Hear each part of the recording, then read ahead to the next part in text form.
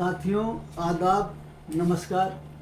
आज मैं एक ऐसे इशू पर, एक ऐसे विषय पर बात करने जा रहा हूँ जिसकी चर्चा आज पूरे देश में हो रही है। जिस तरीके से कलकत्ता के मेडिकल कॉलेज में एक लड़की के साथ डॉक्टर ट्रेनिंग के साथ बलात्कार हुआ और बलात्कार के बाद उसकी हत्या हो गई, और उसके 2 दिन बाद मुजफ्फरपुर बिहार के अंदर 5 दबंग आकर के और 14 साल की बच्ची को उसके घर से ज़बरदस्ती ले गए और बलात्कार करने के बाद उनको मार करके उसे फेंक दिया पोखरी के अंदर। उसके 2 दिन के बाद फिर एक घटना दरभंगा में बिहार में होती है, और उस तरीके से उत्तर प्रदेश में तमाम जगहों पर होती है।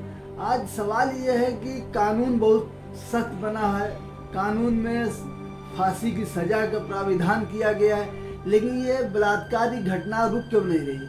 इस पर मैं आज आपसे बात करना चाहता हूँ, इस पर अपनी रोशनी डालना चाहता हूँ कि साथियों, बलात्कार की घटना तब रुक सकती है जब हमारी नीयत साफ हो, जब हम जाति और धर्म और मजहब के आईने में अगर बलात्कारियों को देखेंगे या जिसके साथ बलात्कार हुआ उसे मजहब के और जातियों के आईने में देखेंगे तो बलात्कार नहीं रुकेगा। जिस तरीके से कठुआ में जम्मू के अंदर 8 साल की आसफा के साथ बलात्कार होता है और उसके बाद बलात्कारियों को बचाने के लिए तिरंगा यात्रा निकाल दी जाती है।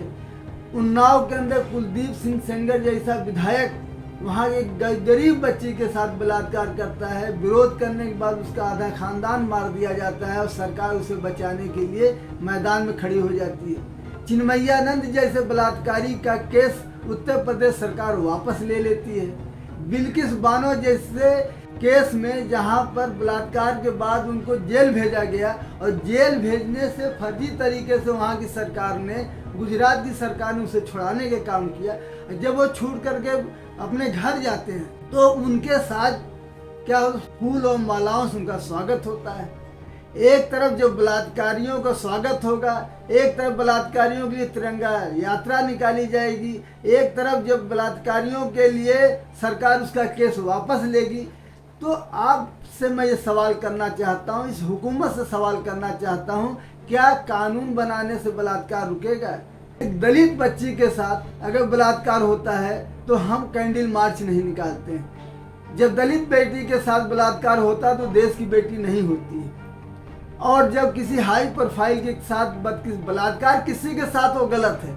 बलात्कारी का ना कोई धर्म होता है ना उसका कोई मजहब होता है। उसी तरीके से जिसके साथ बलात्कार होता है ना उसका कोई धर्म होता है ना उसका कोई मजहब होता है, वह इस देश की बेटी होती है। और जिस दिन आपने इस देश की बेटी को दलित की निगाह से देखने के बजाय देश की बेटी की निगाह से देखा, मैं आपके दावे के साथ कहता हूँ कि बलात्कार रुकेगा, इससे बलात्कार बढ़ेगा नहीं। आपसे मुझे सवाल, एक वक्त सबसे बड़ा सवाल समाज के अंदर है कि राम रहीम जैसे लोगों को पेरोल पे छोड़ दिया जाता है, ये भी बलात्कारी है। आसाराम बापू जैसे लोगों को पेरोल पे छोड़ दिया जाता है, ये भी बलात्कारी है। तो मैं ये जानना चाहता हूँ सरकार से, चाहे वो देश की सरकार हो चाहे इस प्रदेश की सरकार हो, मैं ये सवाल करना चाहता हूँ, क्या बलात्कारियों की हिम्मत बढ़ेगी नहीं? क्या उनको पेरोल पे छोड़ने के बाद और बलात्कारियों की उनकी ताकत बढ़ेगी नहीं? पता नहीं कितने अनगिनत बेटियों के साथ बलात्कार करने वालों को पेरोल पे छोड़ा जाता है। और इस देश के लोग आज मार्च निकाल रहे हैं और कह रहे हैं कि बलात्कारियों की सज़ा होनी चाहिए।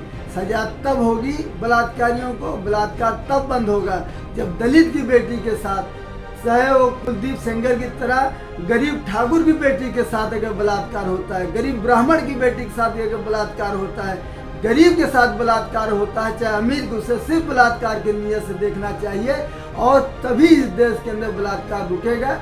बाकी ये जुलूस निकाल करके और कैंडल मार्च निकाल कर सेल्फी लेने से बलात्कार नहीं रुकेगा। बहस करने की ज़रूरत है। बहस इस बात पर होनी चाहिए इस देश में कि बलात्कारियों को सिर्फ बलात्कारी समझा जाए, चाहे किसी धर्म मजहब का हो, और जिस बेटी के साथ बलात्कार हो रहा है वह सिर्फ इस देश की बेटी समझा जाए, वह चाहे किसी धर्म मजहब की हो। ये मेरा सवाल है। मैं चाहता हूँ इस सवाल में बहस चलाई जाए तो बलात्कार पर हम एक अच्छी को रोक सकते हैं और हमारा जो कानून है हो सकता है उसे उन्हें सज़ा तक पहुंचाने में सफल हो, कामयाब हो सके। जय हिंद, जय भारत।